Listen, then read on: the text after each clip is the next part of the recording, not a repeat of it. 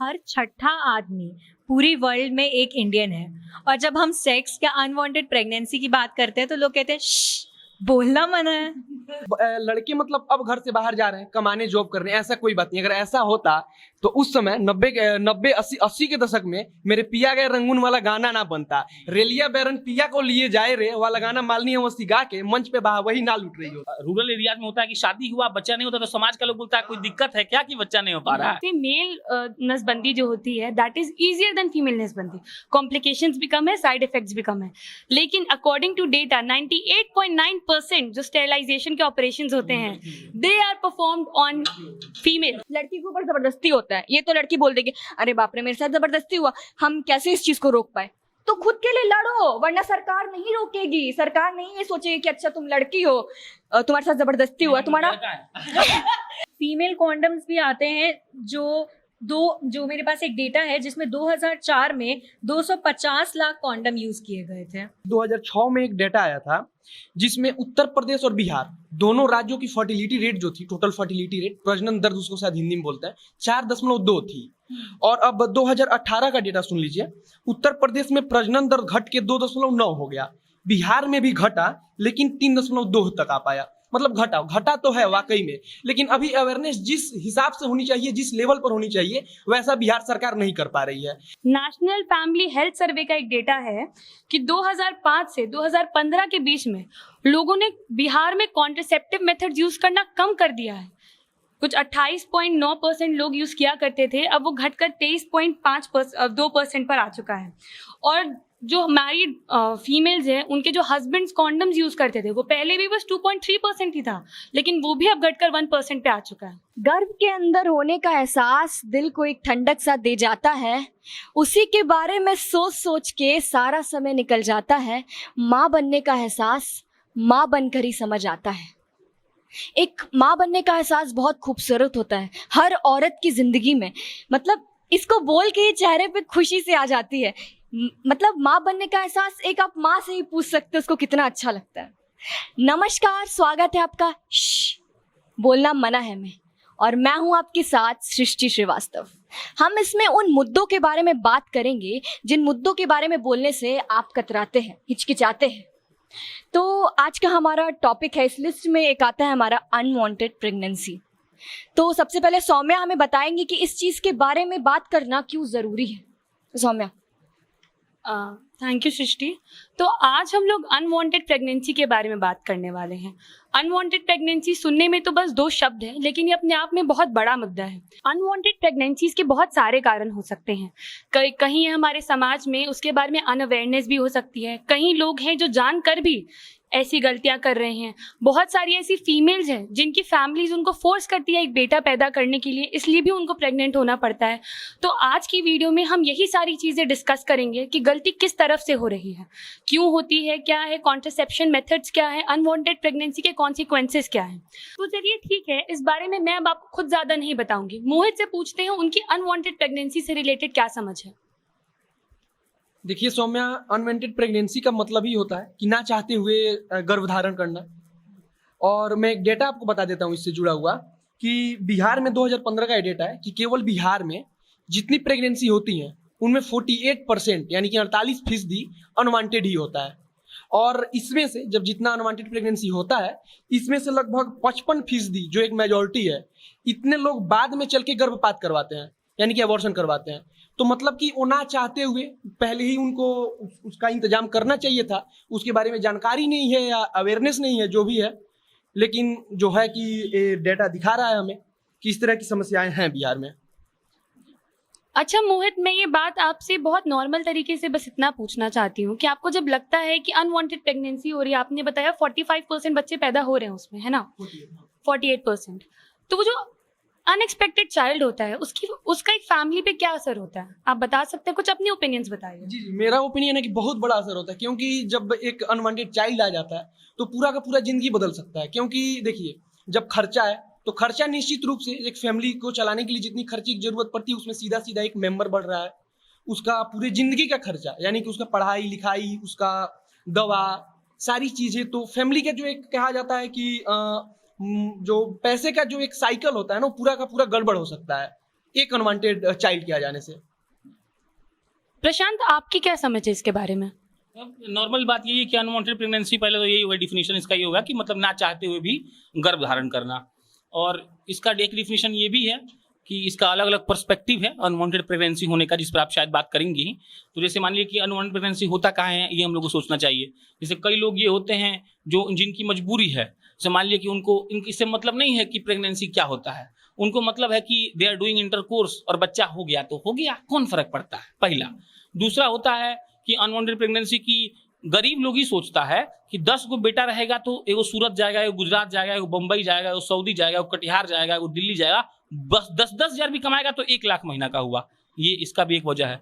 तीसरा है आजकल का यूथ, मतलब होता क्या है कि एक जो लड़की होती है जो बहुत ज़्यादा बिजी है अपने लाइफ में, काम कर रही है, तो उसको इससे मतलब नहीं है कि उसका पीरियड्स आया कि नहीं आया, क्योंकि वो बिजी है बहुत ज़्यादा।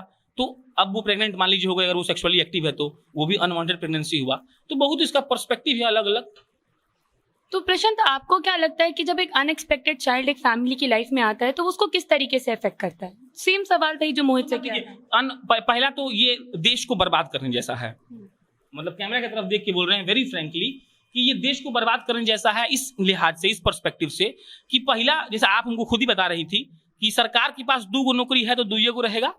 सरकार का नौकरी और जमीन का बढ़ना ये बहुत आपातकाल में होता है। जमीन 100-1000 वर्षों में 1 मीटर बढ़ता है, और देखिए हम लोग का पॉपुलेशन कितना बढ़ रहा है, और सरकार का नौकरी भी आप देख ही रही हैं, बिहार में तो खास कर देख लीजिए।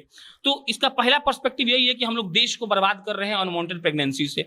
दूसरा इसका पर्सपेक्टिव ये है कि आपका पर्सनल माइंडसेट खत्म हो जाता है। जैसे मान लीजिए आप ही शादीशुदा, नई शादी हुई आपकी, आप बहुत बढ़िया जॉब कर रही हैं, आपका एम्बिशन है, आपके पति भी जॉब कर रहे हैं, उनका भी एम्बिशन है, मतलब आज से 5 साल बाद तो ऐसा ही होगा, लमसम 95% लड़के और लड़कियां सब लोग जॉब करेंगे। अब उस वक्त आप सोचिए कि आप प्रेग्नेंट हो जाएं और ऐसे स्टेज पे आ जाए कि अबॉर्शन पॉसिबल नहीं है, तब आपके साथ क्या होगा? आपका जॉब छूटेगा, आप कितना भी मतलब इंडिपेंडेंट होंगी, कितना भी करेजियस होंगी, 5-6 महीना के लिए छोड़ना ही पड़ेगा। और ये हम 5-6 महीना कम बोल रहे हैं, बच्चा होने के 3 महीने पहले नौकरी छोड़ना पड़ेगा, और बच्चा होने के 6 महीना बाद तक, 9 महीना तो इसे हो गया, 1 साल आपकी जिंदगी बर्बाद हो जाएगा। उसके बाद हो सकता है आप कम पैसा कमा रही होंगी, तो बर्बादी है उसमें, उसको सेरेलैक पिलाइएगा, नया नया टेक्निक आएगा उसे खिलाइएगा, खत्म हो जाइएगा। तो इसका बहुत ब्रॉड पर्सपेक्टिव है, लेकिन सबसे मेन पर्सपेक्टिव हम फिर बोल रहे हैं कि देश बर्बाद हो जाएगा। एक डेटा है कि भारत हर साल एक ऑस्ट्रेलिया को जन्म देता है, माने कि ऑस्ट्रेलिया की जितनी आबादी है उतना बच्चा हर साल हमारे इधर पैदा होता है। और हम बहुत मतलब आप तीनों लड़कियों का मतलब शुक्रगुजार हैं कि ये टॉपिक लाए, क्योंकि अभी के परिप्रेक्ष्य में इस पर लोग नहीं बोल रहे हैं। बच्चा पैदा किए जा रहे हैं, सबका अपना मत है। और एक बात सबसे जरूरी है कि अर्बन एरिया वाले ना सोचे कि वो कब कम बच्चा पैदा कर रहे हैं, वो भी तमाम बच्चा पैदा कर रहे हैं, तमाम उसके रीजन है। लालू यादव के भी 9 बच्चे हैं।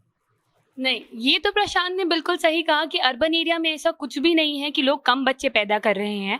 हमारे पास एक डेटा है जिसके अकॉर्डिंग 94% औरतें कॉन्ट्रासेप्टिव मेथड्स के बारे में जानती हैं, लेकिन सिर्फ और सिर्फ 20% औरतें उसे यूज़ करती हैं। यूज़ क्यों नहीं करती, ये इसकी वजह किसी के पास कुछ क्लियर नहीं है, बट नहीं करती। और उसका नतीजा है बिहार की करंट पॉपुलेशन जो 12.4 करोड़ है मेरे हिसाब से, अगर मैं गलत नहीं तो लमसम 13 करोड़ हो चुकी है। तो कॉन्ट्रासेप्टिव मेथड्स क्यों नहीं यूज करते हैं, उसके पहले हम लोग ये समझ लेते हैं कॉन्ट्रासेप्टिव मेथड्स हैं क्या, कितने तरीके हैं हमारे पास। शैली, आप कुछ बताएंगी? तो आज हम जैसे अनवांटेड प्रेगनेंसी के बारे में बात कर रहे हैं, तो अनवांटेड प्रेगनेंसी से अब हम आए कॉन्ट्रासेप्टिव्स के ऊपर, ठीक है।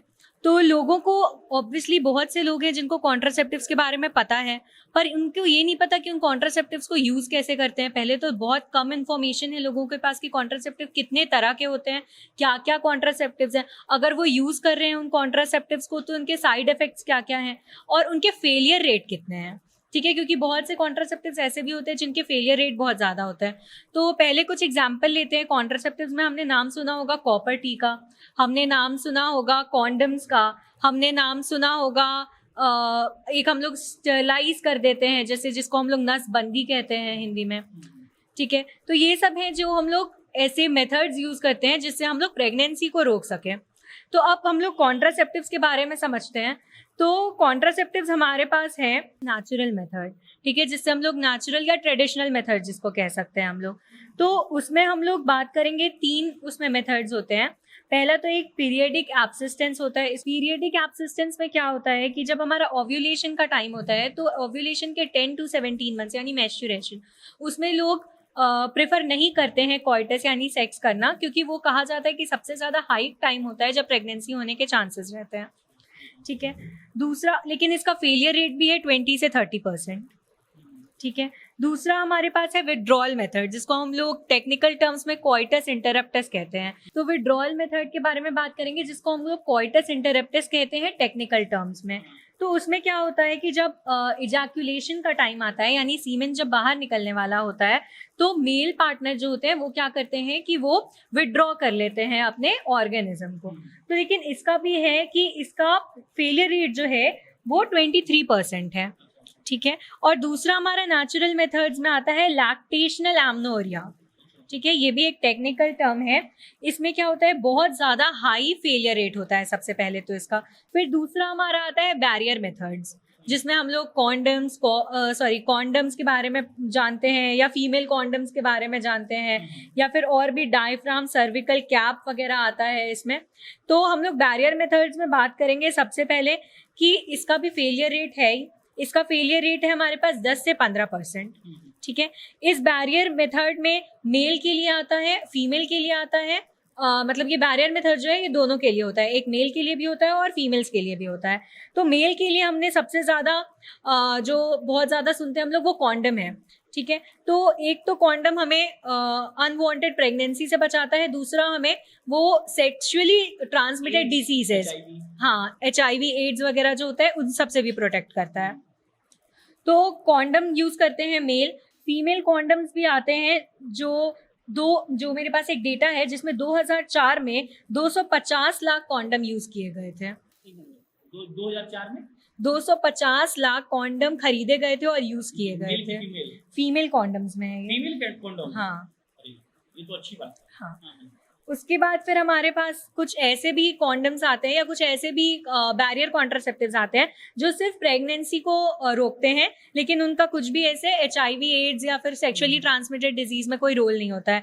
पर ये सिर्फ फीमेल्स यूज करती हैं, इसलिए बस इसका नाम मैं बता देती हूँ। डायफ्राम है, सर्विकल कैप है और वोल्ट कैप्स हैं। ठीक है, थर्ड है हमारे पास केमिकल मेथड्स हैं, जिनमें हम लोग केमिकल का यूज करते हैं, लेकिन इसका भी फेलियर रेट 20% है। केमिकल कैसे यूज होता है? केमिकल मैं बता रही हूँ, उसमें क्या होता है, कुछ क्रीम्स आते हैं, कुछ जेलीज आते हैं, कुछ टैब्स आते हैं, मतलब कुछ स्पॉन्ज टाइप का आता है। तो उसका भी नाम है हमारे पास, क्रीम है जिसका नाम है हमारे पास डेल्फिन। ठीक है, और ये स्पर्मीसाइड्स होते हैं। बेसिकली स्पर्मीसाइड्स का मतलब होता है जो स्पर्म को किल कर सके। ठीक है, तो ये जो केमिकल है वो उसके लिए यूज किए जाते हैं। जैसे क्रीम है हमारे पास डेल्फिन, हमारे पास जेली है जिसका नाम है हम लोग वाल्पा पेस्ट बोलते हैं जिसको, और हमारे पास फोम टैब्स आते हैं और स्पॉन्ज टैब जो बहुत कॉमन है जिसको हम लोग टुडे नाम से जानते हैं। ठीक है, फिर हम लोग आते हैं अपने फोर्थ कॉन्ट्रासेप्टिव्स पे, जो है IUDs, जिसको हम लोग इंट्रा यूटेरिन डिवाइसेस बोलते हैं। ठीक है, IUDs में क्या है, इसका फेलियर रेट कम है, इसका फेलियर रेट 6% है।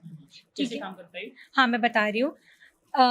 IUDs क्या होते हैं, ये भी सॉरी 3 तरह के IUDs हैं हमारे पास, यानी 3 तरह के इंट्रा यूटेरिन डिवाइसेस हैं। तो सबसे पहला तो है हमारे पास आयोडीन जो नॉन मेडिकेटेड होता है, जिसमें मेडिकल कोई टर्म नहीं होता है, और उसमें लिप्स लूप नाम से हम लोग उसको जानते हैं। ठीक है, इसका यूज किया जाता है। अच्छा, मैं आपको एक डेटा के हिसाब से बता दूं कि 2004 में 60.79 लाख IUDs यूज हुए थे इंडिया में। 2004 में? हाँ, ठीक है, और ये फीमेल के ही कॉन्ट्रासेप्टिव्स हैं जो फीमेल यूज करती है, क्योंकि इसका नाम ही है इंट्रायूटेरिन डिवाइसेस। ठीक है, अब हमारे पास सेकंड आता है copper releasing. Copper releasing IUDs के बारे में हमने बहुत सुना होगा, जैसे कॉपर टी के बारे में हमने बहुत सुना है। तो वो कॉपर टी है, तो ये ये जो कॉपर रिलीजिंग IUD है, ये 2 तरह का है हमारे पास, एक कॉपर टी है और एक कॉपर 7 है। तो ये टी और 7 जो है ये बेसिकली इनके शेप और एरिया के बेसिस पे इनका नाम डिसाइड होता है। अब ये क्या करता है कि ये कॉपर आयंस को रिलीज करता है, जो सेम स्पर्मीसाइड का ही काम करता है। तो ये कॉपर रिलीजिंग IUD। फिर हॉर्मोन्स रिलीजिंग बहुत से IUDs होते हैं। फिर हमारे पास ओरल कॉन्ट्रासेप्टिव्स भी बहुत सारे हैं। ओरल कॉन्ट्रासेप्टिव्स का भी फेलियर रेट बहुत कम है, 2 से 3% है ओरल कॉन्ट्रासेप्टिव्स का हमारे पास। तो ये एक हो गया। फिर ओरल पिल्स है इसमें, जैसे ओरल पिल्स लेते हैं हम लोग ओरल कॉन्ट्रासेप्टिव्स में, ये भी बहुत से तरह के आते हैं, कुछ कंबाइंड होते हैं, कुछ मिनी पिल्स होते हैं, ये सब इनका नाम है। तो ये है हमारे पास। उसके बाद फिर मेल ओरल कॉन्ट्रासेप्टिव्स भी आते हैं जो मेल यूज कर सकते हैं और उसके बाद वो कॉन्ट्रासेप्टिव का काम करेगा, और इसमें हमारे पास इसका नाम है गॉसिपर्ल, ठीक है, ये हम लोग यूज करते हैं। उसके बाद फिर इंजेक्टेबल कॉन्ट्रासेप्टिव्स आते हैं हमारे पास जो हम लोग बाय इंजेक्शंस ले सकते हैं। तो इसका जो फेलियर रेट है ये सिर्फ 1% है, मतलब अभी तक जितना हमने शुरू से देखा है उसमें सबसे ज़्यादा इफेक्टिव यही है इंजेक्टेबल कॉन्ट्रासेप्टिव्स। लेकिन उसके बाद एक बहुत इंपॉर्टेंट है जिसका फेलियर रेट 1% से भी कम है, और वो है इम्प्लांट्स। तो हमारे पास इतने सारे कॉन्ट्रासेप्टिव्स हैं फिर भी हम अनवांटेड प्रेगनेंसीज को फेस कर रहे हैं। तो मैं शैली, मैं आपसे ये पूछना चाहती हूँ, जनरली मैंने बहुत लोगों से ये सुना है, मुझे कोई आइडिया नहीं इस बारे में, कि कॉन्ट्रासेप्टिव पिल्स जो होती हैं जो फीमेल्स की, वो उनकी फर्टिलिटी रेट को अफेक्ट करती है, तो इज दैट ट्रू? ऐसा कह तो नहीं सकते कि फर्टिलिटी रेट को इफेक्ट करती होगी, पर हाँ कुछ ऐसे होते हैं कॉन्ट्रासेप्टिव जिनके थोड़े बहुत साइड इफेक्ट्स होते हैं। जैसे अगर हम लोग कॉपर टी की ही बात करें तो उसमें भी होता है हमारे पास हेडेक हो सकता है, एक्नी हो सकता है, ब्रेस्ट टेंडरनेस हो सकता है, फिर इररेगुलर ब्लीडिंग वगैरह हो सकती है। तो ये सब थोड़ी बहुत साइड इफेक्ट्स हैं जो कॉपर टी के वजह से होती है, मूड स्विंग्स है या क्रैम्पिंग्स हैं, तो ये सब हो सकता है। अच्छा, शैली ने अभी हमें इतने डिटेल में सारे कॉन्ट्रासेप्टिव मेथड्स के बारे में बताया। अब मैं टेबल पे बैठे सबसे जनरली ये पूछना चाहती हूँ कि जब आपके पास मौका होगा, आपका प्रेफर्ड कॉन्ट्रासेप्टिव मेथड क्या होगा? पिल्स ही होगा, क्योंकि सबसे आसान वही होता है कि आप गर्भ निरोधक दवा खा लीजिए या खिलाइए। सबसे आसान हमारे नज़र में सबसे आसान वही लगता है। नहीं, मैं सिर्फ सेक्सुअली बच्चे के लिए नहीं पूछ रही, जनरली आपकी हेल्थ के लिए, जैसे सेक्सुअली ट्रांसमिटेड डिसीजेस बहुत कॉमन है, तो उस हिसाब से। क्या बोला आपने, एक बार और सवाल पूछिए। सेक्सुअली ट्रांसमिटेड डिसीजेस का भी खतरा रहता है, तो उस एंगल से मैं पूछ रही हूँ कि सबसे प्रेफर्ड आपका कॉन्ट्रासेप्टिव क्या रहेगा? जी, कॉन्डोम ही रहेगा उस हिसाब से। ओके, शैली आपका? कॉन्डम्स ही रहेंगे। Same answer. हाँ। चलिए, ये बात तो हुई कॉन्ट्रासेप्टिव्स और कॉन्ट्रासेप्शन मेथड्स की। मैं आपको एक डेटा के अकॉर्डिंग ये बता दूं कि जितनी डिटेल में हमने यहाँ पर बात की है, हम सिर्फ रूरल एरियाज और अर्बन एरियाज की बात नहीं कर रहे, मैं आपको इन जनरल लिटरेट और इलिटरेट लोगों के बीच की बात बता रही हूँ। ये देखा गया है कि जब लड़कियां पढ़ लिख लेती है तो उनकी समझ ज़्यादा हो जाती है, लेकिन we have data that tell us even the literate married women even after knowing all of this contraceptive methods use नहीं करती हैं। जो सेक्सुअली एक्टिव लड़कियां शादीशुदा नहीं होती है वो इन मेथड्स पर ज़्यादा देती हैं, एंड द वुमेन जिनको सब पता है इनके बारे में वो नोइंगली इस चीज़ को इग्नोर करती हैं। अब उसकी रीजंस क्या है क्या नहीं उनके बारे में तो हम अच्छे से बात करेंगे, लेकिन जो अनवांटेड बच्चे होते हैं इनके लिए मैं आपको सबसे इंपॉर्टेंट चीज़ ये बता दूँ, इसकी वजह से हमारे बिहार की इन्फैंट मोर्टालिटी रेट बहुत हाई हो चुकी है।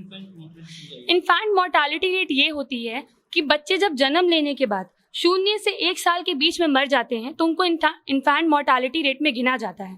तो बिहार की इन्फैंट मोर्टालिटी रेट अभी ये है कि हर 1000 में से 38 बच्चे मर जाते हैं। तो आपको लगता है सर कुछ क्यों होता है ऐसा, इतनी अनअवेयरनेस क्यों, इतने बच्चे क्यों मर रहे हैं हमेशा? देखिए, अब इसका 2 पर्सपेक्टिव है। पहला है सरकार का पर्सपेक्टिव, दूसरा है ऐसे मतलब एक्चुअली होता क्या है कि हो सकता है कि सरकार न्यूट्रिशन दे, मतलब हॉस्पिटल में ठीक ठाक व्यवस्था कर दे, लेकिन मान लीजिए लड़की अगर केपेबल ना हो बच्चा पैदा करने का तो तब भी लड़का मर जाएगा। और दूसरा सरकार का भी है, और बिहार पे तो आप समझ ही सकती हैं, जहाँ सुअर घूमता है दरभंगा के मेडिकल कॉलेज में, तो बच्चा पैदा होगा तो क्या ही हो सकता है। इसका एक और लेकिन रीजन है कि सरकार और वो उसका मतलब उसका की गई उसके सरकार के द्वारा की गई व्यवस्था से ऊपर है हम लोगों का जागरूकता कि मतलब are we able to think that if a girl is able to produce a baby और नॉट, और हम लोग ये तय ही नहीं कर पा रहे हैं कि ऐसा है तो मान लीजिए बच्चे मरेंगे ही। तो इसमें सरकार का भी कहीं ना कहीं दोष है, और हमको लगता है कि सरकार से 5% ज्यादा उस लड़की का, उस परिवार का, उनके पति का या सो कॉल्ड बॉयफ्रेंड का दोष है, जो ये समझ नहीं पाते हैं कि she is not capable of giving birth to a baby. ये बात बिल्कुल सही है। चाइल्ड मैरिज के बारे में तो आप सब जानते होंगे, और आप सब ये भी जानते हैं कि हमारे देश में उस चीज़ के लिए बहुत सारे लॉज भी बनाए गए हैं, बट उसके बावजूद पूरे इंडिया में अभी भी 60% चाइल्ड मैरिजेस होती हैं, और सिर्फ बिहार में 47% चाइल्ड मैरिजेस होती हैं। अब आप सब ये सोचिए कि जब एक लड़की खुद अपने टीनेज ईयर्स में खुद को संभालना नहीं सीख पाई है, वो एक बच्चे की जिम्मेदारी को कैसे समझेगी? जिसका शरीर खुद अभी डेवलप हो रहा है, वो अपने अंदर किसी नई जान को कैसे रखेगी? सृष्टि, इसके बारे में आप कुछ कहना चाहती हैं? आई थिंक ये जो अनवांटेड प्रेगनेंसी है इसका बहुत रिलेशन है चाइल्ड मैरिज से। लाइक अगर किसी इतने छोटे उम्र में उसका शादी हो जाता है तो फिर वो कैसे बच्चा कर पाएगा, और करेगी भी तो वो मर जाती है, डेथ वाइल। रीजन है, गांव में क्या होता है, ब्याह होते ही बच्चा होता है, ये मतलब रूरल एरियाज में होता है कि शादी हुआ बच्चा नहीं होता तो समाज का लोग बोलता है कोई दिक्कत है क्या कि बच्चा नहीं हो पा रहा है। तो ये रीजन है कि शादी हुआ और गांव में होता है कि बच्चा नहीं हुआ तो फिर आप में कुछ दोष है। तो बच्चा पैदा करने के चक्कर में अगर मानिए किसी का शादी हो गया 16 साल में, वो बच्चा पैदा करने के चक्कर में खुद भी मरेगी, बच्चा भी मरेगा, ये भी कंटिन्यू। डेथ वाइल प्रेगनेंसी, इसका भी अगर आप रेट देखोगे नेट पे तो आपको बहुत मिलेगा, क्योंकि एक जैसा कि अभी आपने बोला कि जैसे कोई जब खुद ही कैपेबल नहीं है अपना बॉडी संभालने की, उस उम्र में अगर वो बच्चा करेगी तो बच्चा तो जाएगा ही, क्योंकि अच्छे अगर मान लो बच्चा हो भी गया तो वो अच्छे से उसका पालन पोषण नहीं हो पाएगा, उसको कोई ना कोई बीमारी हो ही जाएगा लास्ट में। मैं एक चीज करेक्ट करना चाहूंगी जो सृष्टि ने अभी कहा, डेथ वाइल प्रेगनेंसी नहीं, डेथ वाइल डिलीवरी। इसका डेटा मैं आपको बता देती हूँ कि बिहार में 1 लाख जन्म देने वाली माओं में से 315 माएं मर जाती हैं। बिहार में ये डेटा सर सिर्फ बिहार का है। इंडिया में मैं आपको फिर से बता रही हूँ ये चीजें बहुत सुधरी है। इसका डेटा अगर आप सर जाके देखेंगे तो बाकी स्टेट्स में इंडिया में कंपैरेटिवली बहुत सुधार हुआ है। बिहार के कंपेयर में इंडिया ने इस चीज में बहुत ग्रोथ की है, लेकिन बिहार में ही कहीं कोई दिक्कत है सर, क्योंकि अभी आप देखेंगे अगर टोटल फर्टिलिटी रेट अगर आप नहीं जानते तो मैं आपको बता दूं, टोटल फर्टिलिटी रेट इज कि एक शहर की नॉर्मल कोई भी औरत एवरेज कितने बच्चे पैदा करती है। ये एक एवरेज डेटा निकाला जाता है, हो सकता है कोई चाइल्डलेस है, हो सकता है किसी के 7 बच्चे हैं, तो ये जो डेटा होता है वो एवरेज होता है। और ये बिहार का है सर 3.2, बिहार टॉप 8 में रैंक करता है इस चीज में। तो आप खुद समझ लीजिए कि अब चलिए मैं आपसे एक नॉर्मल सी बात करती हूँ, बिहार में पॉवर्टी कितनी है कि हम सबसे छुपी तो है नहीं। अब पॉवर्टी का सबसे बड़ा रीजन मेरे हिसाब से सर ये अनवांटेड प्रेगनेंसी ही है, क्योंकि अब देखिए नॉर्मल सी बात है, हम लोग कोई हाई स्टैंडर्ड लिविंग सबका जनरली होता नहीं है, रिच लोगों का रेशियो बहुत ही कम है हमारे पास। हम लोग 2 बच्चे प्लान करके चल रहे हैं, मेरे पास हाँ ठीक है दोनों को देने के लिए इनफ रिसोर्सेज है, पैसे हैं, सब कुछ है। एक तीसरा बच्चा आ जाता है सर, वो एक बच्चा नॉर्मल तो है नहीं, वो उसकी पूरी जिंदगी है मेरे सामने, मुझे उसके खाने पीने से लेके एजुकेशन तक सब कुछ मैटर करना होगा। अब उस एक बच्चे का नॉर्मल करने के लिए मेरे बाकी दोनों बच्चों की लाइफ पे इफेक्ट पड़ेगा, तो जो होता क्या है फिर कि पूरी फैमिली का स्टैंडर्ड ऑफ लिविंग उस चीज से नीचे चला जाता है, क्योंकि आज एजुकेशन कितनी महंगी है कितनी नहीं हम लोगों में से किसी से छुपा हुआ नहीं है। स्टैंडर्ड ऑफ लिविंग मेंटेन करने के लिए, सोसाइटी में ठीक से रहने के लिए, लग्जरी से रहने के लिए बहुत पैसे खर्च होते हैं। मेरी फैमिली का सोर्स ऑफ इनकम तो फिक्स्ड है, लेकिन जब वो एक्स्ट्रा बच्चा आ जाता है मैं कहीं से एक्स्ट्रा जॉब तो नहीं ला सकती हूँ, क्योंकि इतनी जॉब्स है नहीं हमारे पास, या क्लियर कर चुके हैं पहले ही। तो ये सारी चीजें भी हो जाती है, तो लोग इस टोटल फर्टिलिटी रेट को भी नहीं समझते हैं। तो आप लोगों में से कोई मुझे बता सकते हैं टोटल फर्टिलिटी रेट बिहार में इतनी ज्यादा क्यों है, बाकी स्टेट्स में बहुत कम हुई है? सर मैं आपको बता रही हूँ, तो बताइए। मैं आपको एक डाटा बता देता हूँ कि 2006 में एक डाटा आया था जिसमें उत्तर प्रदेश और बिहार दोनों राज्यों की फर्टिलिटी रेट जो थी, टोटल फर्टिलिटी रेट, प्रजनन दर उसको शायद हिंदी में बोलते हैं, 4.2 थी। और अब 2018 का डेटा सुन लीजिए, उत्तर प्रदेश में प्रजनन दर घट के 2.9 हो गया, बिहार में भी घटा लेकिन 3.2 तक आ पाया। मतलब घटा तो है वाकई में, लेकिन अभी अवेयरनेस जिस हिसाब से होनी चाहिए, जिस लेवल पर होनी चाहिए, वैसा बिहार सरकार नहीं कर पा रही है। शायद कारण हो सकता है कि ग्रामीण क्षेत्र ज्यादा हैं, वहां तक पहुंचने में सरकार को दिक्कत है, और सबसे बड़ा कारण हमें लगता है यही है। और जो एजुकेशन का लेवल भी बढ़ेगा तो ये सारी चीजें अपने आप कम होंगी। आपने ये इफेक्ट तो बहुत सही बताया पॉपुलेशन को लेके। मैं एक डेटा से आपको बता रही हूँ वर्ल्ड पॉपुलेशन के बारे में।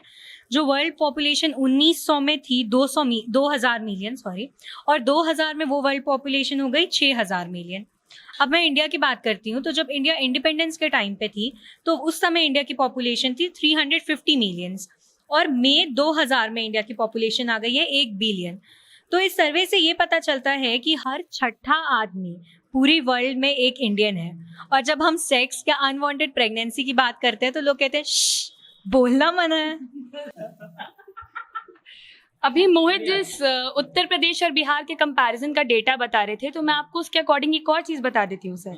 नेशनल फैमिली हेल्थ सर्वे का एक डेटा है कि 2005 से 2015 के बीच में लोगों ने बिहार में कॉन्ट्रासेप्टिव मेथड यूज करना कम कर दिया है। कुछ 28.9% लोग यूज किया करते थे, अब वो घटकर 23.2% पर आ चुका है। और जो मैरिड फीमेल्स हैं उनके जो हस्बैंड्स कॉन्डम्स यूज करते थे वो पहले भी बस 2.3% ही था, लेकिन वो भी अब घटकर 1% पे आ चुका है। बिहार के 1% यस एग्जैक्टली। अभी देखिए बिहार के जो जनसंख्या वृद्धि पे भी अब जाएंगे तो 2012 के मुकाबले जो जनसंख्या वृद्धि में जो परसेंटेज है वो हमारे 2019-20 में आके बढ़ा है, यानी कि 0.2% बढ़े या 0.1% बढ़े, लेकिन बढ़ा है ना, उतना पे भी नहीं रहा है ना घटा है, बल्कि हमने इसमें अभी वृद्धि पाई है, हमने इसमें विकास किया इस मामले में जी। और मैं बताती हूँ 2001 का सेंसस क्या कहता है। 2001 का सेंसस कहता है कि 1.7%, इसका मतलब 1000 में 17 हर साल लोग बढ़ रहे हैं। हमने 33 साल में हमारी पॉपुलेशन डबल हो गई है, जिसका मतलब अगर इसी तरह की हालत रही तो हम अपनी बेसिक नीड्स यानी कि शेल्टर, खाना और पीने से भी लैक कर सकते हैं। हाँ, तो बेसिक जो बात है वो ये है कि मतलब तुम लोग ये बता दिए कि कॉन्ट्रासेप्टिव ये मेथड होता है, ऐसे करने से बच्चा नहीं होगा या अनवांटेड प्रेगनेंसी से आदमी बच जाएगा, राइट। तो इसका वजह क्या है कि फिर भी अनवांटेड प्रेगनेंसी हो रहा है? क्योंकि आप ही कह रहे हैं कि 92% लोग कॉन्डम्स जानते हैं, तो आप ही कह रहे हैं कि यूज भी नहीं करते हैं। तो एज अ गर्ल आप कुछ रिसर्च किए हैं क्या? इसका वजह है कि नहीं हो पा रहा है और अनवांटेड प्रेगनेंसी से हमारा पॉपुलेशन नहीं बढ़ रहा है, देश भी हार्म हो रहा है, हम भी हार्म हो रहे हैं? बताइए सर। पहली चीज तो मैं आपको ये बता देती हूँ, ये बहुत क्लियर है कि अनअवेयरनेस नहीं है कॉन्ट्रासेप्टिव मेथड्स को लेकर। आप कह रहे हैं कि लोग जानते सर हैं लोग कि जानते काम हैं, करेंगे तो बच्चा नहीं होगा। लोग जानते हैं लेकिन लोग शर्माते हैं। सबसे पहली बात वहां है।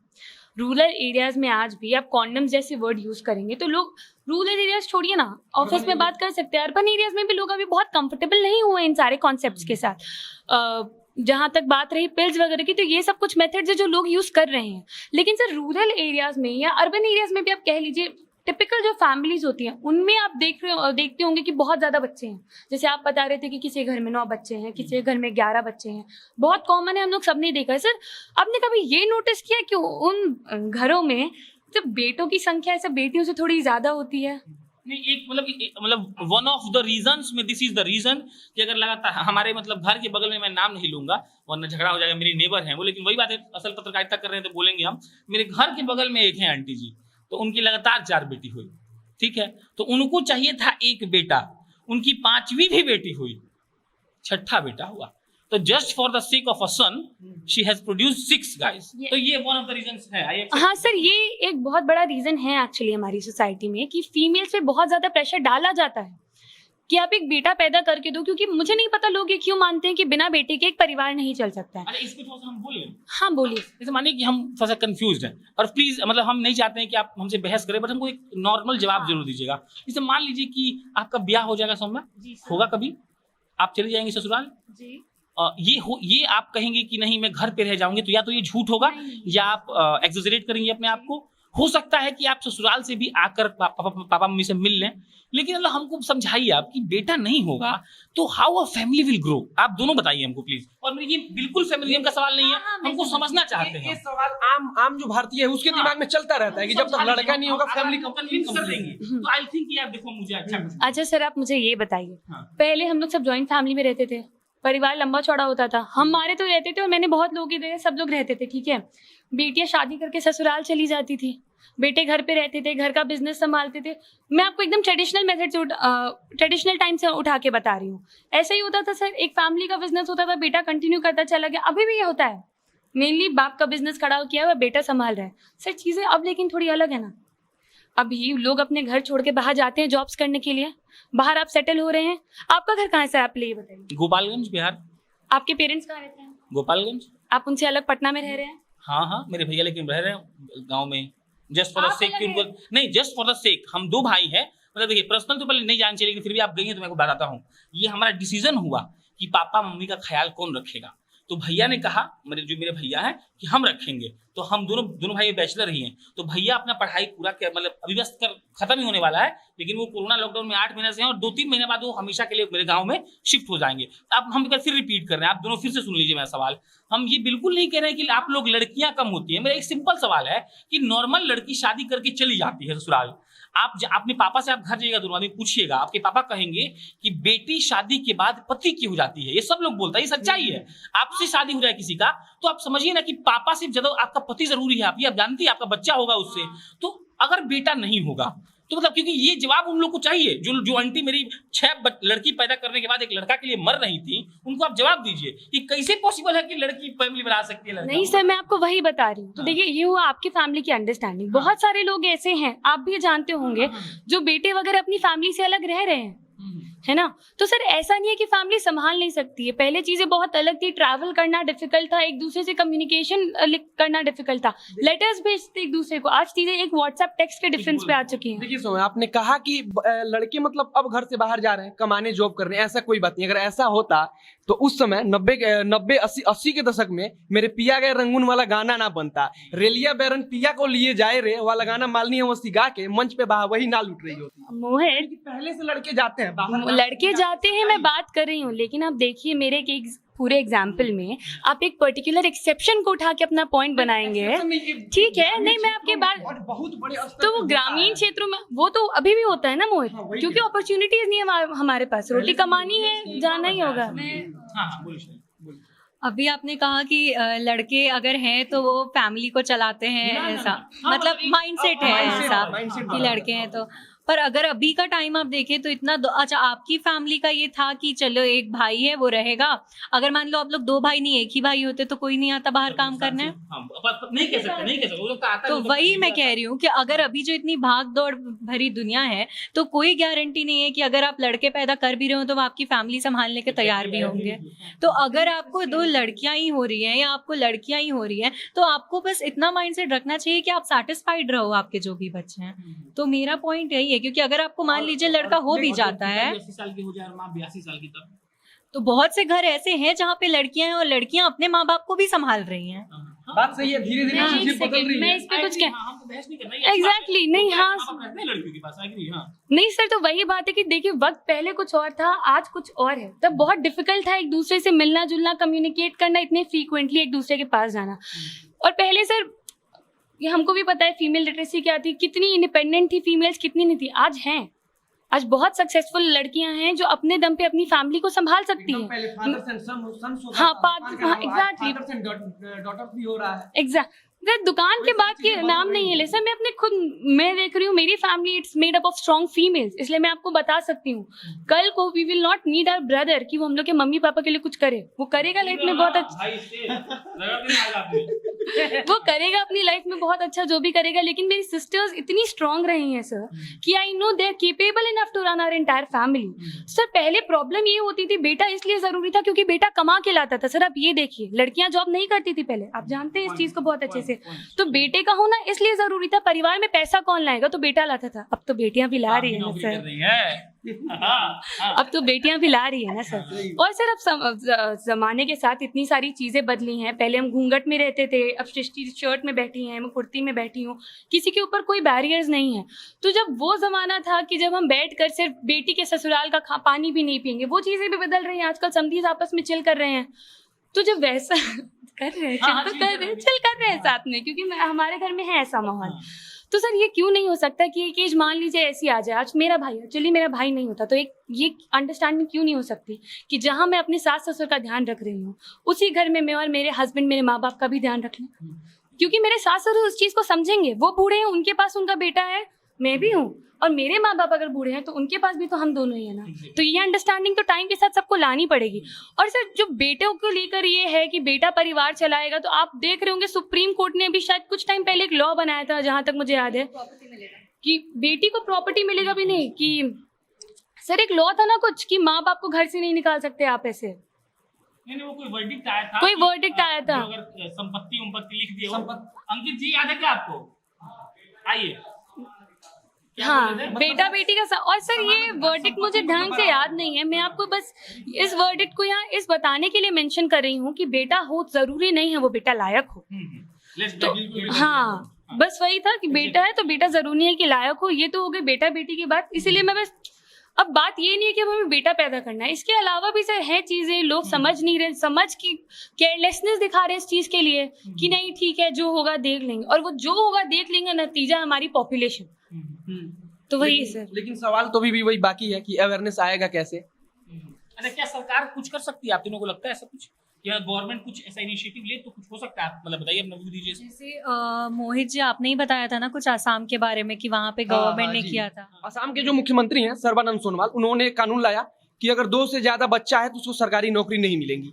इसके साथ गिरिराज सिंह मंत्री है केंद्र सरकार में, खैर वो अलग की बात है, कितने कंट्रोवर्शियल है वो तो अलग की चीज है, लेकिन हमेशा पत्र लिखते रहते हैं सरकार को जनसंख्या नियंत्रण के लिए। इसके साथ अन्य भी कई सांसद हैं, अभी सत्ता वाली पार्टी है, सत्ताधारी पार्टी के ही कई नेता हैं जो पत्र लिखते रहते हैं कि नहीं आना चाहिए कानून, और पिछले साल से कुछ हो हल्ला मचा भी है। तो आपको लग रहा है मोहित कि कानून आने से ये ठीक हो जाएगा? नहीं, कानून आने से एक चीज मैं कह दे रहा हूँ कि जो लड़का लड़की वाला जो फिगर है बिल्कुल बिगड़ जाएगा, क्योंकि जब 2 ही हो जाएगा तो कोई नहीं सोचेगा कि अब एक लड़की हो गई है तो दूसरी भी लड़की हो।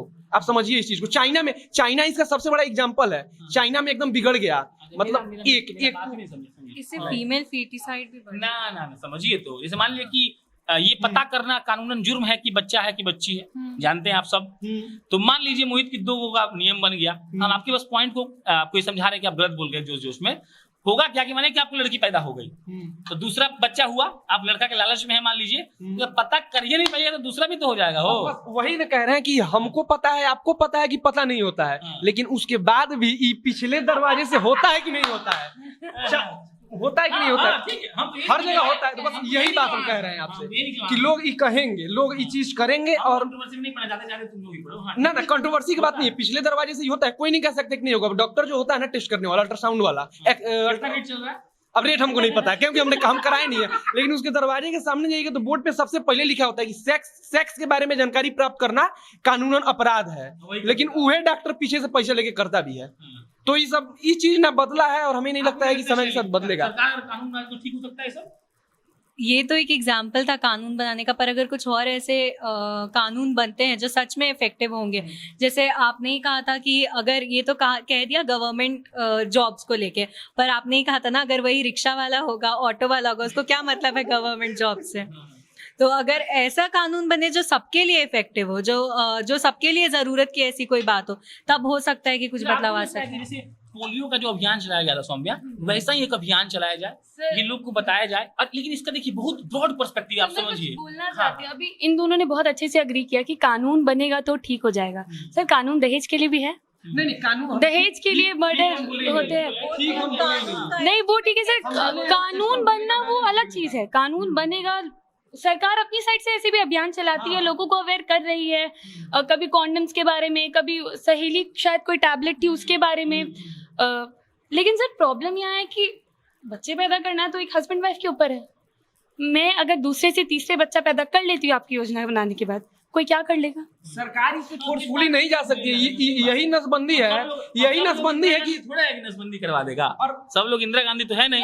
नसबंदी की बात की है ना, तो इस पे भी मैं आपको एक बहुत इंटरेस्टिंग डेटा बताना चाहती हूँ। ऐसे मेल नसबंदी जो होती है that is easier than female नसबंदी, कॉम्प्लिकेशंस भी कम है, साइड इफेक्ट्स भी कम है, लेकिन अकॉर्डिंग टू डेटा 98.9% जो स्टेरिलाइजेशन के ऑपरेशंस होते हैं they are performed on female.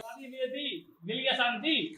अब बाकी लोग कितना कराते हैं इस डेटा से, आप लड़के कितना करा रहे हैं इसका डेटा आपको खुद ही मिल गया होगा, जब 98.9% औरतें ही करा रही है। अब हम लोग इस वीडियो के अंत में पहुंच चुके हैं। अब मैं सबसे बस एक एक तरीका ये पूछना चाहती हूँ कि उनके हिसाब से अनवांटेड प्रेगनेंसी की समस्या को कैसे ठीक किया जा सकता है। मोहित, सबसे पहले तो जो हम दो हमारे दो जो ये नारा है ट्रक के पीछे एकदम लिखवा दिया गया। सरकार अगर चाहे तो इसे बड़े अच्छे तरीके से एक बड़ा अभियान, अब जैसे स्वच्छ भारत मिशन, वाकई में असर पड़ा है स्वच्छ भारत मिशन का, शहर की रैंकिंग तय हो रही है, सब कोई ऊपर आना चाह रहा है। अगर इस तरीके से बड़े लेवल पे, बड़े स्तर पे अगर कोई अभियान चलाया जाएगा तो निश्चित रूप से हमें लगता है फायदा दिखेगा उसका आने वाले समय में।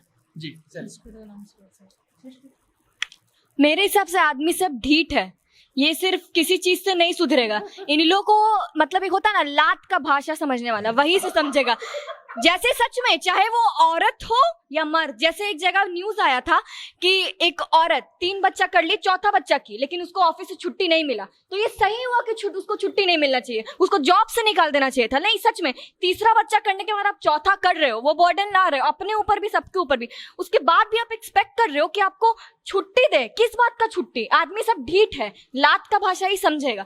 इसीलिए लात का भाषा नहीं, सरकार को लात का भाषा ही करना चाहिए, एकदम लात का भाषा, चाहे वो औरत हो या मर्द हो, कुछ भी हो। और ऐसा भी नहीं अगर आप पे जबरदस्ती हो रहा तो उसका मतलब ये नहीं कि आपको छोड़ दिया जाएगा। जबरदस्ती हो तो खुद के लिए लड़ो, अगर जबरदस्ती हो रहा तो जैसे लड़की के ऊपर जबरदस्ती होता है, ये तो लड़की बोल देगी अरे बाप रे मेरे साथ जबरदस्ती हुआ, हम कैसे इस चीज को रोक पाए।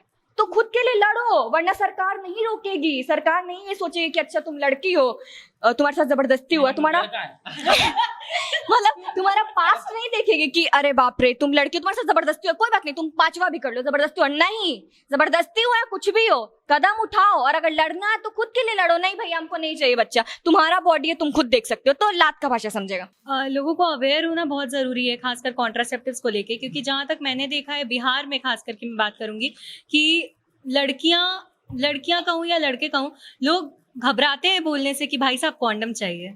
लोग घबराते हैं बोलने से, और फीमेल्स तो मैंने देखा ही नहीं आज तक कि कभी वो फीमेल कॉन्डम लेने गई हैं। तो लोगों को अवेयर होना बहुत ज़रूरी है, और लोगों को ये समझना बहुत ज़रूरी है कि अगर अनवांटेड प्रेगनेंसी हो रही है और एक से ज़्यादा बच्चे हो रहे हैं तो वो उनकी फैमिली पे तो असर पड़ रहा है, हमारे देश पे बहुत असर पड़ रहा है उसका। शैली वाला बात है, मतलब इस पे थोड़ा सा हम ये चेंज कर दे रहे हैं कि इजीली अवेलेबल होना चाहिए कॉन्डम मेरे हिसाब से। जैसे मानिए कि कोई चीज़ का शुरुआत अगर कोई करना चाहता है, तो मान लीजिए कि अगर शेर के पास आपको जाना है तो पहले जब शेर पिंजरा में बंद है तब जाइए शेर के पास, उसके बाद उसको थोड़ा सा सहलाइए। अगर आपसे फ्रेंडली हो गया तो आप पिंजरा के अंदर घुस सकते हैं। तो अगर इसके लिए मुहिम चलाया जाए तो पहले ऐसा दुकान खोला जाए, मेडिकल स्टोर, जहाँ सिर्फ लड़की रहे, तो लड़की से लड़की को शर्म नहीं लगेगा, जाएगी बोलेगी कॉन्डम दो, लेके चलाएगी, तो इससे थोड़ा सा उसको हिम्मत मिलेगा। उसके बाद वही सौम्य आप बहुत डांटेगी हमको, सरकार कुछ भी कर ले कुछ नहीं होगा, आदमी बदलेगा तभी देश बदलेगा। और मैं जो हमेशा कहती हूँ, मैं इस बार भी वही कहूंगी कि सरकार मुहिम चला लेगी, सरकार आपको समझा देगी, समझना आपको खुद ही है। और मैं ये फिर से कहूंगी कि चीज़ों को थोड़ा नॉर्मलाइज करिए। जैसे शैली ने अभी बहुत सही चीज़ कही कि कॉन्डम्स के बारे में बात करना अभी भी नॉर्मल नहीं हुआ है। चीज़ों को नॉर्मलाइज करिए, क्योंकि ऐसी चीज़ें जिसके बारे में आप और मैं जानते हैं, और स्पेशली जो हमारी एज के लिए लोग और जो हमारी जनरेशन के लोग देख रहे हैं, उनको मैं ये चीज़ कहना चाहती हूँ कि आप किस बात से शर्मा रहे हैं। आपने स्कूल में पढ़ा है, आपने इसको अपनी लाइफ में यूज़ किया भी है, फिर क्यों शर्मा रहे हैं। चीज़ों को नॉर्मलाइज करिए। और सर ठीक है, सरकार कर लेगी जो कर लेगा, अपने आप से शुरुआत करिए, खुद समझिए और अपने दोस्तों को समझाइए। एक बात पे आप गौर कर लिया, जितना भी ये बोलना मना है एपिसोड, जितना भी इसका मतलब आगे बढ़ते जाएगा, तो अंत में सौम्या हर बार नाराज होंगे, क्योंकि देखो इसका एक ही उपाय है सौम्या, एंड दैट इज लोग जागरूक हो जाए, उसके अलावा कोई उपाय नहीं है। दूसरा बात एक अनाउंसमेंट है। अनाउंसमेंट ये है कि हमारा ऑफिस पटना में है। पटना में कोई लड़की हो, पटना में कोई लेडीज या जेंट्स डॉक्टर हो जो बेसिकली लड़कियों के इन मुद्दों पर बात करना चाहते हो, पटना में कोई ऐसा ग्रुप हो जो ऐसा काम कर रहा हो लड़कियों में, मतलब जागरूकता फैलाने की, या गांव की लड़कियों को सैनिटरी पैड फ्री में बांटने की, या फिर कोई ऐसा एनजीओ हो जो ये काम कर रहा हो, कर चुका हो, तो वो चाहे तो हमें मेल कर सकता है junctionjanta@gmail.com पर। आप कमेंट भी करिएगा तो हम आपको रीच आउट कर लेंगे। नंबर हमारा मत मांगिएगा, आप अपना दे दीजिएगा ताकि हम आपको सीधा फोन कर लेंगे। अपना इनबॉक्स में डालने में थोड़ा डर लगता है, कभी कोई पकड़ कर लेगा, दिक्कत हो जाएगा। बाकी ये एपिसोड चलता रहेगा, और इस एपिसोड की खास बात यही है कि अंतिम में यही कहा जाएगा कि भारत या बिहार के लोग अगर जागरूक नहीं हुए तो पर्टिकुलरली दैट मुद्दा can not be eradicated from our society. बाकी सौम्या, सृष्टि और शैली बहुत अच्छा काम कर रही हैं, इनको प्रोत्साहन देना आपका अपना कर्तव्य है। अगले एपिसोड से हम नहीं रहेंगे, चुनाव कवर करने जा रहे हैं, तो इस बात का ख्याल रहे कि इनका मनोबल आप दर्शकों के हाथ में है। और जब तक आप इनको कमेंट करके ये बताते रहेंगे कि ये क्या गलत और क्या सही कर रही हैं, तब तब ऐसी लड़कियां पटना से, बंबई से, चेन्नई से और पूरे भारत से निकल कर आएंगी, और उन मुद्दों पर जिस पर आप बोलने में शर्माते हैं खुद बोलेंगी, और आपको अच्छा भी लगेगा। बाकी नमस्कार, प्रशांत राय हूं मैं, आप जनता जंक्शन देख रहे हैं।